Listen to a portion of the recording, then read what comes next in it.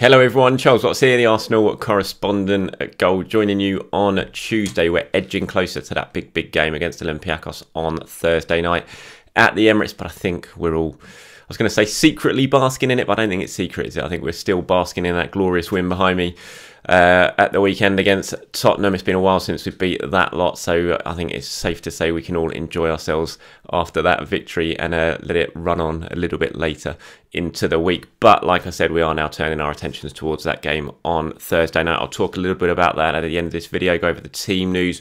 We will be speaking to Mikel Arteta tomorrow and a player as well. I think that's about 1 o'clock in the afternoon, that press conference, so stay tuned for that. You can follow all of the latest news as it happens on my Twitter feed at Charles_Watts. I'll try and pop on and do a video afterwards as well, talking about what Mikel had to say.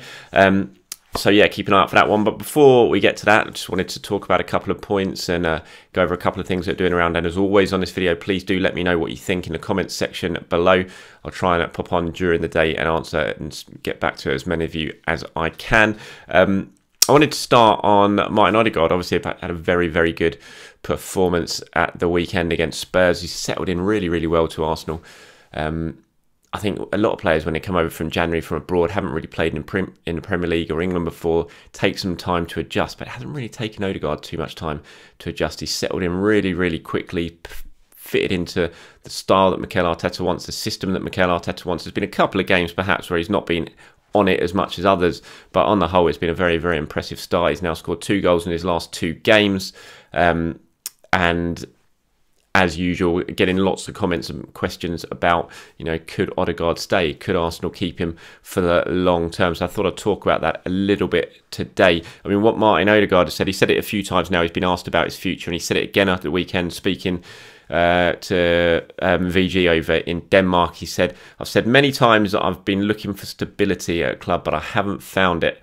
I think it'll be important to find stability. I'm very happy at Arsenal. I'm enjoying myself. I like it here. Now my focus is to finish the season and then we'll see." So Odegaard's saying that, making it pretty clear he's not been happy with what's been going on with him at Real Madrid. He's obviously been out on loan. He was at Sociedad. Now he's come to Arsenal. He's never really got a chance in the first team at Madrid, and he wants stability. He's at that age now where he needs to start playing. He's showing here he can do it in the Premier League. He showed at Sociedad last season he can do it in La Liga, so he needs to be playing. He's not getting that at Real Madrid, and so he needs to come over. Well, he needs to start playing, basically, is what he's saying. And I think the key to it is kind of depends what happens with Zidane. We know Zidane doesn't really trust him, or he certainly hasn't shown any signs yet of trusting him, and whether Zidane stays is probably going to be key to what happens with Martin Odegaard, because Real Madrid, as far as I'm aware, they don't really want to lose him. They still see him as an the people at the top of the club still see him as an important player for them, that they've invested a lot of time in. But if they've got a manager who's not going to use him, then that's going to cause some trouble. It's kind of similar to Dani Ceballos in a way.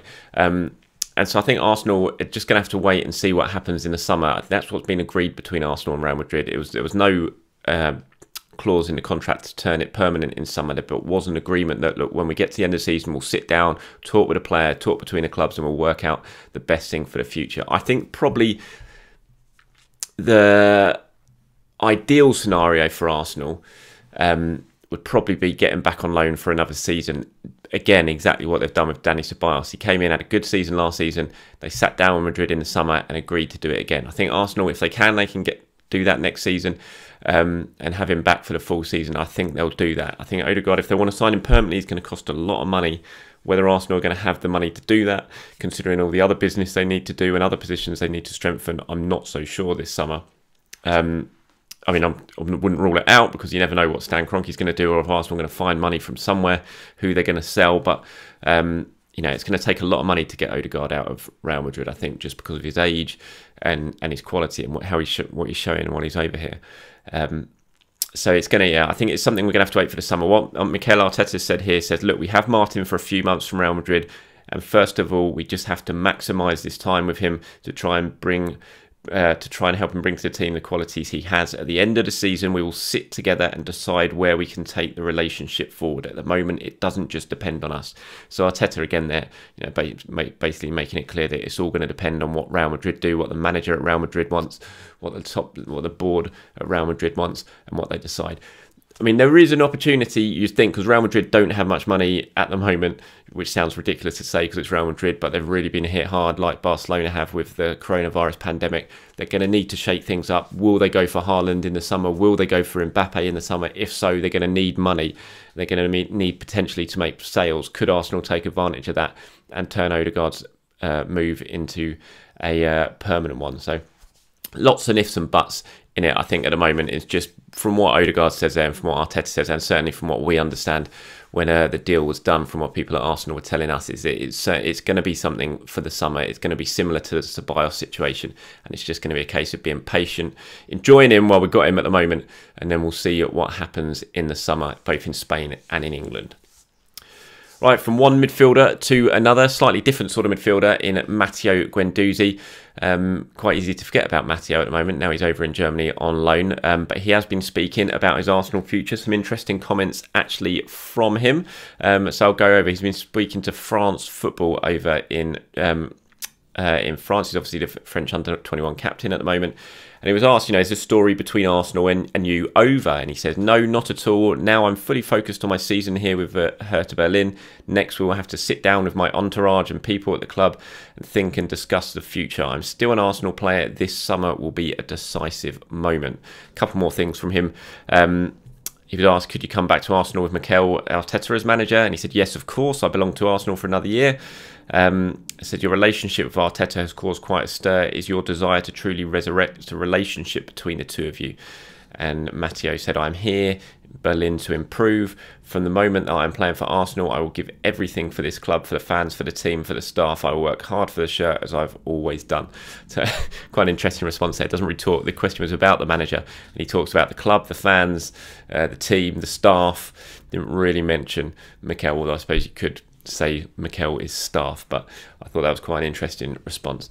My personal opinion on it is I still think it's very, very difficult to see a future for Guendouzi at Arsenal. He'd fallen out with Mikel Arteta. Arteta is not a manager to fall out with. He's only got a year left on his contract. Arsenal, you would think it's very unlikely he's going to sign a new contract, given what's gone on. Arsenal need to get money in the summer to reinvest in the squad. I think they'll be looking to move Matteo on if they can do so. I think it's very, very unlikely. Although what he said, despite what he said here, that that there's really a future for Guendouzi at Arsenal. Like he said, this summer will be a decisive moment. It will be, and there will be discussions had with his entourage, which that's a word that has got a few people's backs up on social media, and the club. And I think the end of those talks will probably result in Arsenal saying, look, it's best for all parties if we can get you a move and you can kick on with your career somewhere else and we can get as much money for you as possibly. Unfortunately, they're not going to get that much money, you would think, because he's only got a year left in his contract. Had Arsenal sold him at after the first year when he played under Unai Emery and was a key member of the team, you'd think they'd have got an awful lot of money for Guendouzi right then. But now gone at Hertha Berlin, not really doing much over there, not starting every game over there, hardly pulling up trees. Only got a year left in his contract. Unfortunately, Arsenal are going to be looking at not as much money as once they could have done when it comes to Matteo Guendouzi, which is a shame because I do think he's a good midfielder. He's still very young, lots to improve on, and he certainly showed with his personality in a way. He took games by the scruff of the neck when he was so young, that he has got a lot of talent about him. But I think the whole attitude situation, the clash of personalities perhaps between him and Mikel Arteta just makes it very, very unlikely that he's going to have much of a future left at Arsenal. But we will wait and see. There's still a couple of months to go this season. Hopefully he can finish the season strongly in Germany, and then a decision will be made. So two midfielders there for Arsenal, both on loan, one on loan with Arsenal, one on loan out of Arsenal. Futures very much up in the air and will be decided once the season comes to an end.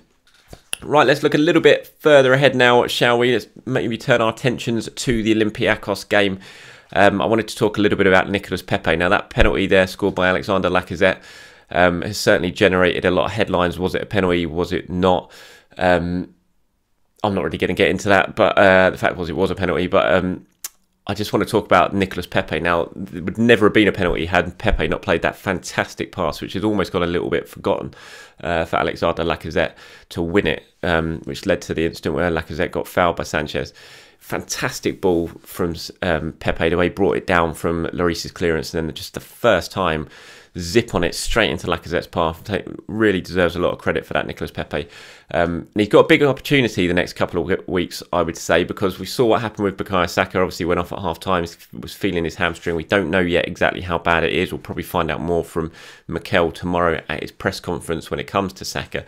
But you would think, given it's a hamstring, even if it's not too bad, it's still probably going to be a couple of weeks for him, although we do have the international break coming up, which will probably help with him. But you'd think Thursday night, then you got West Ham on the weekend. You know, a big opportunity for Nicolas Pepe to potentially come in, start on the right-hand side, and make a real impact, as he has done recently when he's come on or when he has been given a start.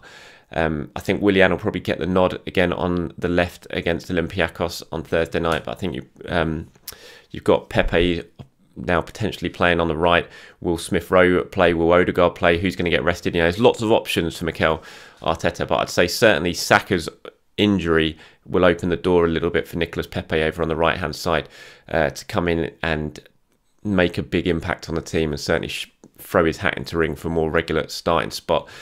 I think he's had a good second half of the season, Pepe. I think he struggled initially. Maybe his head was sort of thrown a little bit by Willian coming in the summer and immediately starting. I'm not sure that was the best management from Mikel Arteta. I know he wanted Willian to make an impact, having brought him in from Chelsea, but the way Pepe finished last season was really impressive. So good in the FA Cup final, and then suddenly to lose your place straight away at the start of the following season, I'm not surprised that might have thrown him a little bit. Then his performances weren't great when he did come in and he was given an opportunity, but he's certainly beginning to find his form again now. You know, he's scoring goals again. He's making an impact just as he did in the North London derby. And hopefully he can come in the next couple of games if he does get a starting spot against Olympiacos and against West Ham, and he can make a real impact and show how good he can be, because he's certainly a very talented player. We know that. And Nicolas Pepe, yes, the price tag is something that always dominates when any conversation turns to Pepe and whether he's been good enough since he's come to Arsenal. But so if you can put the price tag to one side, then I think his numbers suggest he's done a decent enough job since he's come to England. And hopefully he's got a big opportunity now in the next couple of weeks to really stake his claim and put pressure on the likes of Saka and Willian on the left-hand side as well. Right, before we start wrapping this up, well, as I'm talking about Pepe there, let's go into the team news for the Olympiacos game. Obviously, we're waiting to find out the true extent of Saka's injury. We had a scan yesterday on this hamstring issue that he picked up against Spurs. Like I said, I imagine you're going to be looking at 2 or 3 weeks out for Saka. That will be helped by the international break. So maybe he won't miss as many games as he could have done. But apart from that, you know, Arsenal are in very, very good shape. I think in terms of the team news, it's going to be more of the case of who does Arteta rotate with the West Ham game in mind. I think Luiz has played a fair few games now on the trot. You got Gabriel has now played both games last week. You know, are we going to see Pablo Mari come in? Are we going to see Rob Holding come back in? I imagine we're going to see Hector Bellerin come back in. And so there's lots of things like that. Like I said as well, you got Pepe, Willian, Odegaard, Smith-Rowe all vying for a position in the side. Will you bring Aubameyang back in after what happened at the weekend? Or do you stick with Lacazette? Gabriel Martinelli not even in the squad at the weekend. Is this an opportunity, given Arsenal have got a two going into it with a 2-goal lead and 3 away goals? Is this an opportunity to give Gabriel Martinelli some game time that he desperately needs at the moment? So, you know, lots of options for Mikel Arteta, lots of decisions to make when it comes to his team selection. But in terms of the actual team news, he's in a very, very good position. With really, unless something's happened that we don't know about yet, Saka is the only real injury doubt at the moment. And given the intensity of this season, the amount of games this season, how packed together they are, that's very, very good for Arsenal. And I suppose you have to say the medical department deserves some good praise for the way they've handled the players and they've kept them all in decent shape despite the demanding fixture schedule. Right, before I go, let's quickly talk about Emile Smith-Rowe. Really good news for Smith-Rowe. He was man of the match in that game behind me. So unlucky not to score with that effort that hit the crossbar in the first half. But the good news continues for Smith-Rowe. He's been called up to the England under-21s for the first time by Adi Boothroyd. He will be involved in next week's UEFA under-21s finals group stage. England have been paired in a group with Portugal, Croatia and Switzerland. Eddie Nketiah has been called into that as well. So good news for the Arsenal pair. Great news for Smith-Rowe. Really good reward for his performances since Christmas, since he's come into the side since Christmas.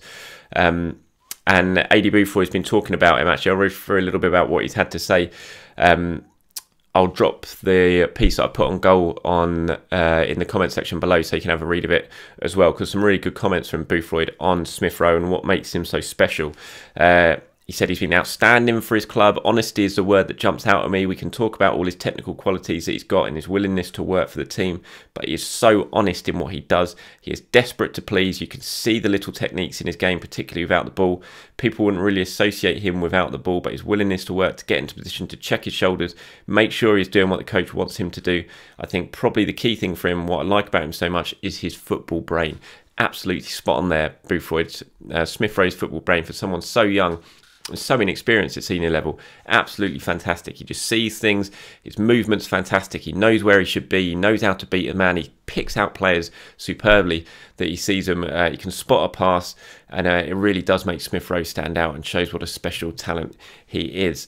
Boothroyd continues, says he's one of those players who sees things happening before they actually occur. He sees a pass, runs into space where he thinks the ball's going to be. We are only seeing the start of him. If he can stay fit, we've got a real player on our hands there. Again, absolutely spot on from Boothroyd at Arsenal. Very, very lucky to have a player like Emile Smith Rowe, especially coming through at the same time that they have a player like Bukayo Sagna. Big praise to Hale End for the work that's gone in from the scouting departments at youth level, who have managed to bring them to the club, who have kept them at the club despite lots of clubs trying to take them off them at that age when they were progressing through from Hale End. And now we're seeing the benefits of it, and AD Boothroyd in England are about to see the benefits as well. So congratulations, Emile Smith Rowe, well deserved. Congratulations to everyone at Arsenal who've put so much time and hard work into producing these really talented players that are now coming through from academy level. Right, that's it from me today. Thank you very much for watching the video. Like I said, I will pop on tomorrow at some point. Mikel Arteta's press conference is early afternoon. Tomorrow we'll be hearing from a player as well. Keep your eyes peeled on my social media for all the news to happen from that and all the latest Arsenal news that you can find, of course, on goal.com. Till then, everyone, have a great day. I'll speak to you very soon.